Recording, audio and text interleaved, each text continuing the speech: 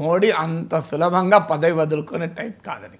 గుజరాత్లో ఆయన కేశుభాయ్ పటేల్ని పక్కకు పెట్టి పవర్లోకి వచ్చిన తీరు కానీ, జాతీయ స్థాయిలో అద్వానీని పక్కకు పెట్టిన తీరు అందరికీ తెలుసు కదా. అద్వానీ లేకుండా ఇలా బీజేపీ స్థాయిలో లేదు. కానీ అద్వానీ పరిస్థితి ఏంటి భారతీయ జనతా పార్టీలు ఇవాళ? అద్వానీ దగ్గరికి బీజేపీ అగ్రనేతలు ఎంతమంది ఎన్నిసార్లు వెళ్తున్నారో వెళ్ళడానికి కూడా అనుమానమే. అద్వానీకి సన్నిహితంగా ఉన్న నాయకులకు ఇప్పటికీ కూడా బీజేపీలో గుర్తింపు లేదు కదా. సో అద్వానీ కావాలంటే రాష్ట్రపతి చేసేవారు కాదు కదా. నీకు అద్వానీ భారతరత్న ఇవ్వటం కూడా మోడీకి ఇష్టం లేదని పేపర్లో వచ్చింది. తప్పనిసరిగా ఇచ్చారు, ఎందుకంటే చరణ్ సింగ్, కర్పూరి ఠాకూర్లకు ఇచ్చినాక ఇక అద్వానీకి భారతరత్న ఇవ్వకపోతే సంఘ్ పరివార్లో తీవ్రమైన వ్యతిరేకత వస్తుందని గుర్తించాక ఇచ్చారు.